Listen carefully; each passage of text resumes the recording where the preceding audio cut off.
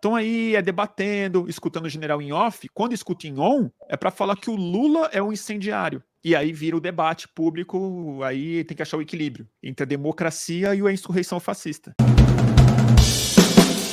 O pessoal está lembrando da entrevista do Etchegoyen, né, que eu até tinha separado também aqui, onde ele diz que a crítica do Lula sobre perder a confiança nas Forças Armadas foi uma covardia. A gente pode comentar daqui a pouco também, o Bruno passou um pouco sobre isso, mas vamos lá, então, Torturra, diga aí, por que o Capelli seria melhor que o Deixa Múcio? o Torturra cheio na tela.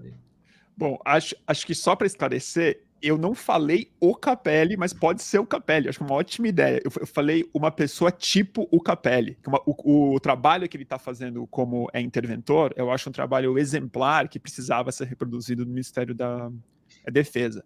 Mas se for agora, ele, não é fácil achar ótimo. uma pessoa tipo o Capelli, né? Não é fácil. Não é fácil. Eu não o conhecia. Apareceu, eu achei maravilhoso. Mas assim, certamente alguém de confiança plena, mas uma pessoa com compromisso civil, não com compromisso militar.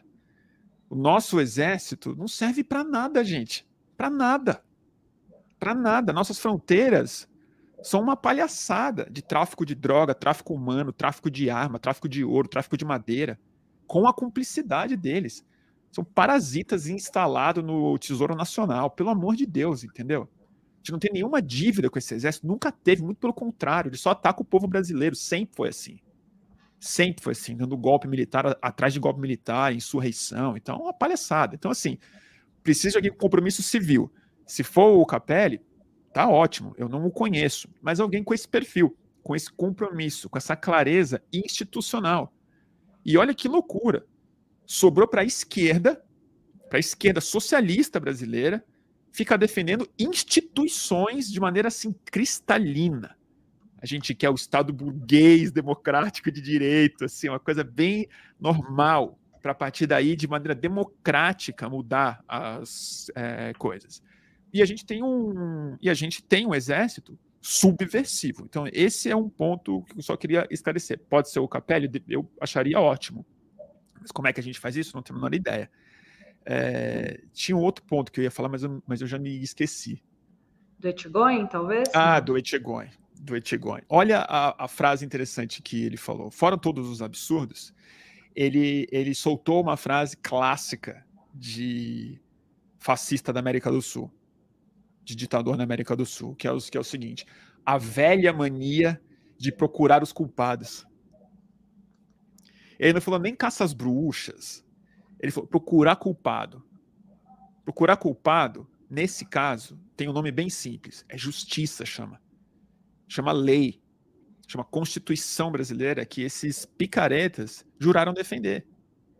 Então, não procurar o culpado de um crime flagrante, a gente não está falando nem de comissão da verdade aqui, que ainda está cheio de gente viva que precisa de justiça, reparação e memória, que eles nunca admitiram, mas a gente está falando de um crime contra a República que ainda é flagrante, está em curso. Ainda estão apagando prova, conspirando, enviando dinheiro, sumindo com coisas, apagando arquivos dentro do GSI, dentro do Palácio do Planalto, com outro presidente já. Não o presidente deles, o outro. E o cara fala que a velha mania de procurar os culpados. Eu tenho uma resposta. Eu não quero a velha mania de botar para debaixo do tapete. Porque não precisa procurar.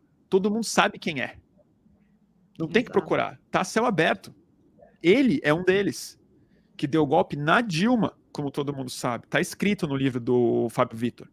Como ele conspirou com o Vilas Boas, que é outro cara que foi exaltado até por gente de esquerda, que falava que era um grande homem, um grande general, estava com a mulher no acampamento e conspirando. Procurar culpado. Eles produziram os próprios vídeos, o próprio material tá muito claro. E tem uma questão que o Capelli está fazendo, que eu acho que é um dos recados mais fortes que está sendo dado também nesse vocabulário que precisa ser bem traduzido. O que o Capelli está fazendo?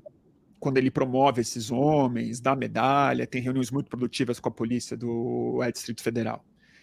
Ele está dando o recado de que a polícia é mais inocente do que a gente imaginava naquele dia. Ele está falando que, na verdade, houve uma outra instituição que foi mais responsável por esse golpe, que não cumpriu a função que a polícia militar parcialmente cumpriu. Quando esses homens importante você está falando, Torturra, pelo seguinte, porque toda a culpa estava caindo na polícia. Estava caindo na polícia. Eu fiquei puto da vida, eu fui para cima disso. Eu acho que fui um dos primeiros a falar, prendam o Braga Neto.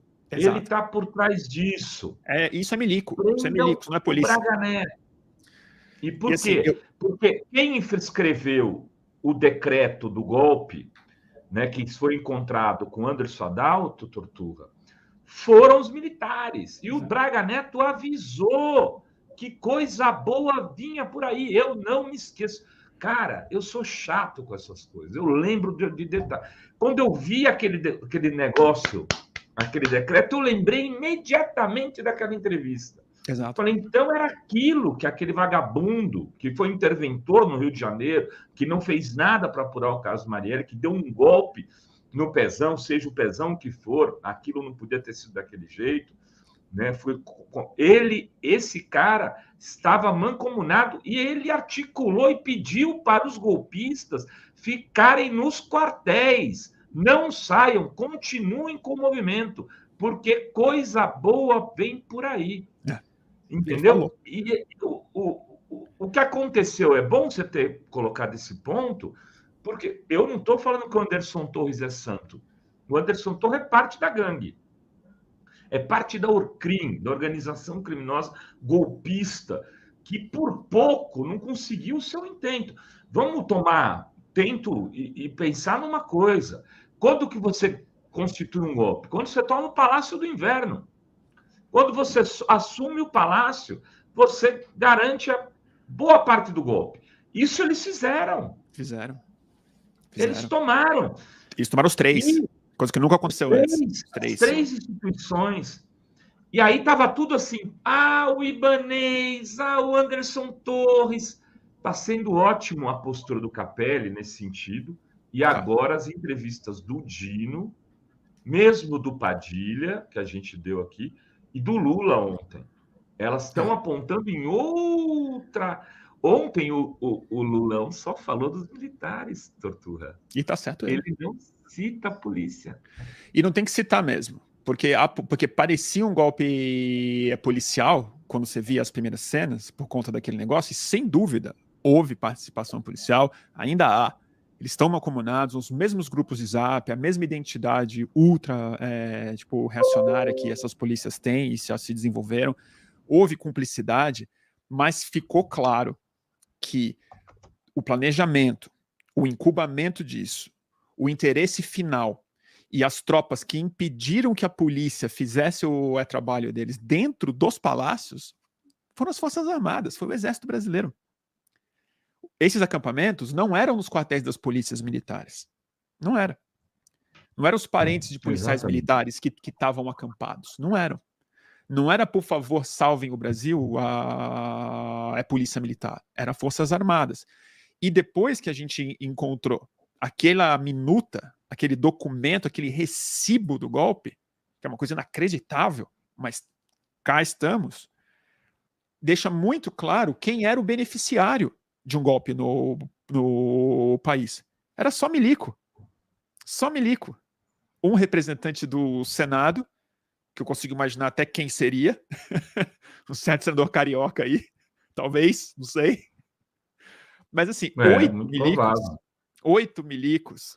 E outros cargos. E o Braga Neto é o homem GLO. E o Etchegóin era o GSI do Temer, que vamos lembrar aqui, foi o homem que começou a militarização do governo federal. Todo golpe brasileiro, ele é também militar. O de 64 foi mais explicitamente militar, mas o de 16 também foi. Tanto é que eles começaram a militarizar na hora que o Temer tomou posse.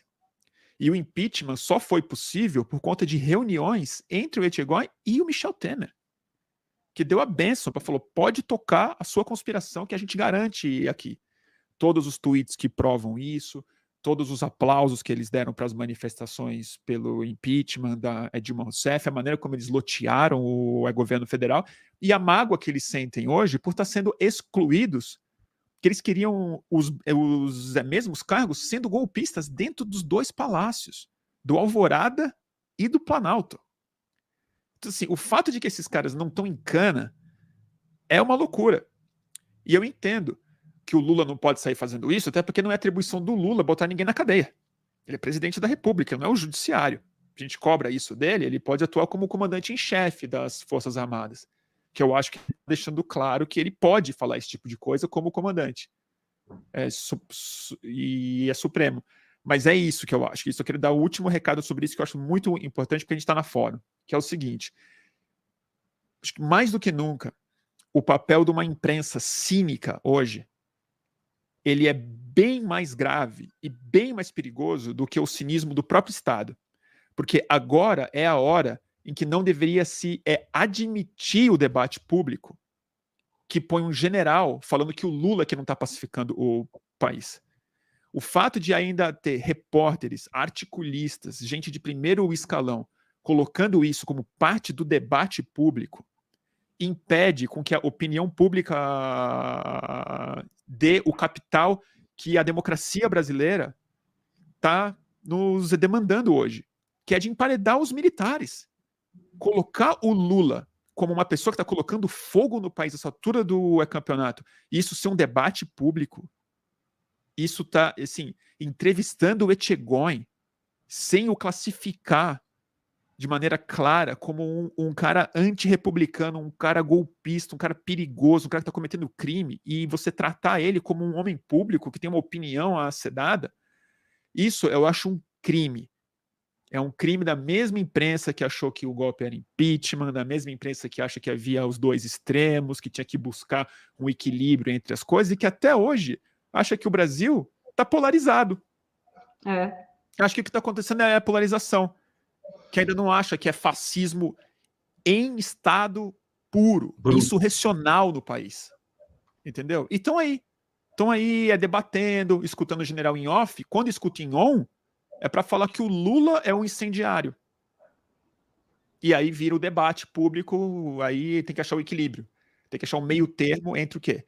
Entre a democracia e a insurreição fascista.